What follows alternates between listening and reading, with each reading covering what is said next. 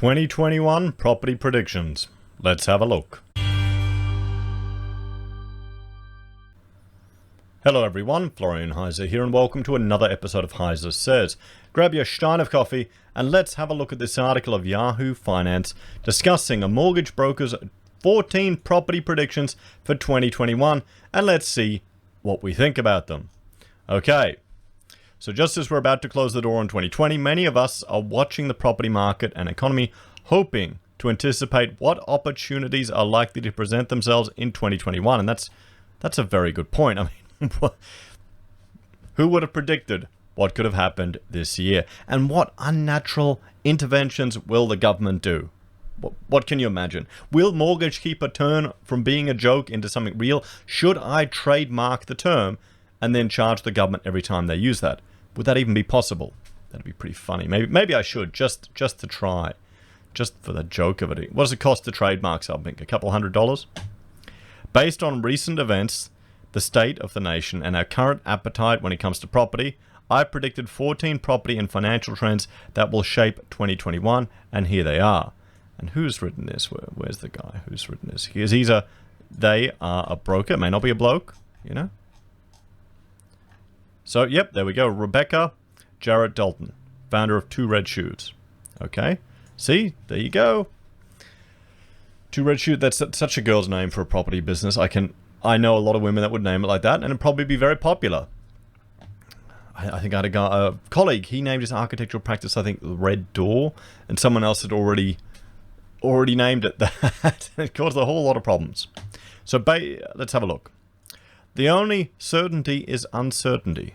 What do you reckon? I think the only certainty is that we have a political establishment that will do everything they can and will sacrifice the future and the well-being of the citizens of their nation to prop up property. Do you think that's a fair call? I'm just basing that on precedent. That's what I'm basing it on. There are so many variables at play when it comes to consumer confidence and our economic recovery, and much depends on what unfolds next year. Economists and property predictors remain conflicted in their view of just how strong a recovery is likely, especially as economic support from the government such as JobKeeper and JobSeeker are wound back. And we're seeing more and more calls to increase JobSeeker permanently. The remaining piece of the puzzle is likely to be the potential approval and wide acceptance of a vaccine and what this means for our country going forward. What we do know now is that it is the lack of property on the market is what is currently keeping prices up. Well, because there hasn't been a necessity for people to go on the market. They've been able to hold on to it longer. Their businesses have been propped up by JobKeeper. Banks have given mortgage holidays. Interest rates are at insanely low levels. That being said, as a broker, I'm very optimistic about the property market in 2021. Okay, this will be interesting to see why she's so optimistic. I really do believe that if Australia is able to keep the virus under control and our consumer confidence continues to increase, there is no reason to believe that the doom and gloom predictions about property bottoming out will come to fruition. I actually think we could see a revival of the Roaring '20s. That's a really bad thing to be considering we've got global tensions between some of the biggest superpowers in the world. We've got the potential for hyperinflation. We've got bubbles everywhere in the world. What happened after the Roaring '20s? Just, maybe that could be what this is. The global upward trend is already there, and the RBA has cut the interest rates to incredibly low levels, which all add fuel to the property fire. Our regional cities are also holding their own with growth, which is adding to a generally stronger property market. See, this is the problem. I mean, everyone who's in property wants it to go up. That's no reason. There's no reason to doubt that. We all do. But the problem is, there's going to be unintended, or maybe quite intended, social consequences of this. It's going to impact future generations. It's going to disenfranchise people from the political system and engaging in our system that we have here because they feel hopeless. Because there's no chance for them even to get a home. We've got generations now that have got very little chance of living the lifestyle that their parents lived. In 2021 is the year for first home buyers. Everyone is fixing, and first home buyers are the first in line to leverage the historical low interest rates. The government's first home loan deposit scheme is about to celebrate its first birthday and has been extended to include an additional 10,000 places for the 2021 financial year, assisting first-time buyers by guaranteeing their deposit of up to $20,000, which would require mortgage insurance. Okay, now, this isn't a good thing. This is an intervention. Now, she's a mortgage broker, so she'll only see it through the lens of a mortgage broker. And to be quite frank, that's one of the advantages I have as an architect. We're trained as generalists. We're designers, but we're generalists. We need to bring a whole team together to work on a project. So we need to bring all the different information, the materiality, the context, the different engineers, all of them together to produce a building. So you need to actually be able to step back and take have a bigger picture understanding of what's going on in just one quite complex element, which is a unique building.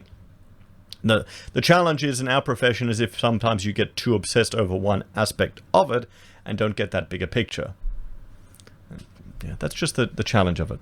So that's why when I see things like this $10,000 home, first home loan deposit scheme, well, immediately I'm drawn to similarities with the intervention in the market that the US has done. While a broker may think fantastic, more business, more activity, more stimulus. I guess, well, with their training as a broker, it wouldn't be as holistic as some of the other levels of university education that you receive. That's not a criticism. That's just we need to understand when we're being presented with this, with media and with articles and what people are reading, what the limits of their experience is. So nest eggs aren't as big as they used to be, so investors are looking at new ways to generate income. And this is probably, well, this is the consequence of such a low rate. You've got a generation that may be too scared to go into the market. They're going to go into property, so that's going to be more fuel to the fire. A reduction in interest rates might be great for those who are looking to mortgage, but for investors in term deposits, the latest round of rate drops means you are effectively earning $0 on your savings. Well, actually, you're going backwards when you count inflation. And that's if you trust the ABS inflation figures. This poses a dilemma for older generations of Australians who rely on this form of investment as an effective return for years. Well, I think that's going to be something that future generations won't even encounter anymore.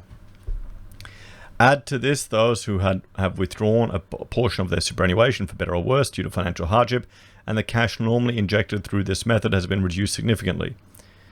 It has rightfully made some Australians nervous about how they spend, particularly many wealthier retirees use the dividend of interest to live off. Many of those who comfortably put their money in cash deposits are now turning to property or shares to try and lift their returns. So tree and seed changes remain attractive. I mean, but this is the thing. If people are jumping in, older retirees are jumping into property now with all the unknowns, is it the smart thing to do, or do you wait, or what do you do? I mean, what returns are you getting on deposits? Even a few years ago, it wasn't that much. So tree and seed changes remain attractive and viable. Our remote working lifestyle has taught us that we don't necessarily need to have our roots planted in a specific location just for our work. Sydney-siders are moving out of the CBD as they continue to work from home with no expectation of returning to the office anytime soon. A word of warning though, keep your escape hatch back to Sydney if you can. You don't want to make the change to realize it isn't for you and then find yourself unceremoniously priced out of being able to return. Well, I'd suggest you rent somewhere and check. Because some of the, country communities may not be as accepting as you think. The death of the one-bedroom unit. For many city dwellers, the trade-off of space for close to CBD living was one once worth making. As the pandemic took hold, many of those workers began questioning this choice as they quickly fatigued of the same four walls day in, day out.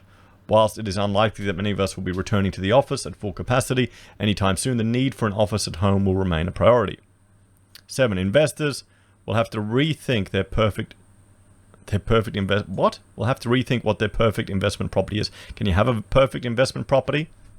I think the best property investment is selling courses in property investment. That's the metagame. That's how you make money in this thing, guy, in property. You don't make money on property. You make money on selling courses on how to make money on property. Investing in the CBD is decreasing, and as touched on, nabbing the one better as a quick and tidy investment is unlikely to yield the results it once did. Did it ever really yield good results? I was always under the impression that they were just bought for convenience. Investors are having to take stock of what we are now looking for in our homes, matching the style of property to what each demographic wants to live in. Based on this, investments in homes rather than units in the outer suburbs and regional areas will likely increase to match demand. So new builds. Offices will take pride of place at the front of the house.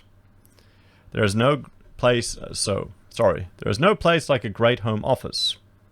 This is one feature that will dominate the new builds we see in the next year. Simply wants a spare room which was converted and made functional. Those who are building are keen to ensure that their home office are built fit for function.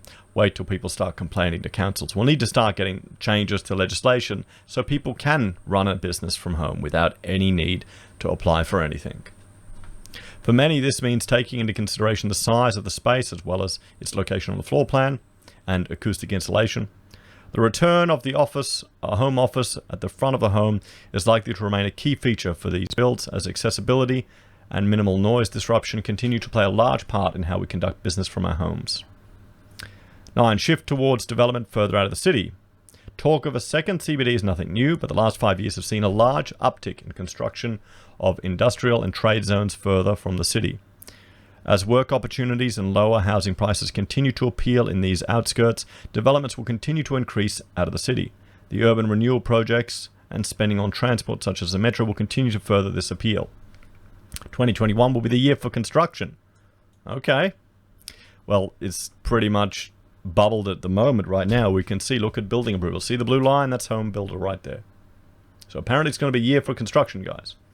Whilst the construction industry has taken a hit through COVID, initiatives such as the Home Builders Grant will continue to boost residential construction during 2021. In addition, some of our state government has announced incentives to increase infrastructure and commercial construction of government building projects. 11. Job seekers are artificially keeping our economy high. Yes. Australia's unemployment rates are at their highest since 2001, and economic support such as JobSeeker and JobKeeper continue to prop many financially. As intended, the increase in the value of JobSeeker payments have ensured money is kept flowing through the economy at a healthy rate. When this is wound back, or the eligibility criteria is tightened, the safety net which has been holding up many Australians will be removed and will certainly test the economic stability of individuals and the country alike. Single women are still buying. Research is showing that single women are leaping into property ownership, with 35% of all applicants for lenders of mortgages being made by single people, and 50% of those are now women. Well, 50% of them are men then too. Okay, I sure. If 50% of single people are women, 50% are men. But I guess, cool. 2021 could see banks become more lenient with lending. The federal government is currently behind pushing a push to relax credit laws relating to how much information you have to hand over. Okay, and 14, changes to responsible lending laws is exactly what we need. So here we have, a piece written by Rebecca from Two Red Shoes, a mortgage broker with a particular mortgage broker biased. So we're going to see, what is it? Uncertainty. I can agree with that. Optimistic about property. That's a prerequisite to her profession. We were reading in other articles. Decline in value proves a strong market. The first home buyers are flooding the market. That's evident, and I can't blame people.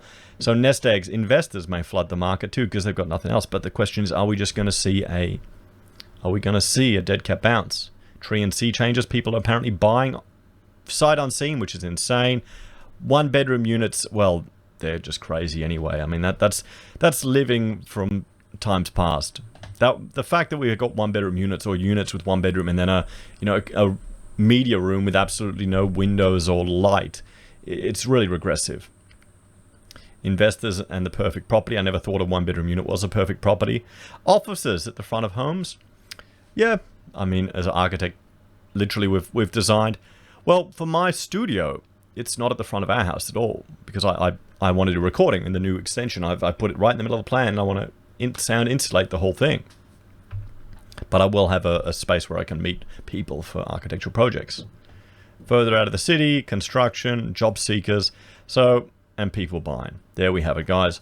So what do you think about these 14 predictions, or really considerations for 2021 in property? We'll have to see. It's all up in the air. I'm still wondering if Mortgage Keeper will turn into something real. As always, thanks for watching. Please like, share, and subscribe to the channel. If you're a fan and want to support the content I create here, there are a few ways you can. You can join us on YouTube or Patreon. Support us using our affiliate links from Amazon, eBay, Independent Reserve, or AussieBroadband. You can buy merch from HeiseSays or Teespring, use Gold Pass from the Perth Mint, or support us via PayPal. Take care, and I'll see you next time.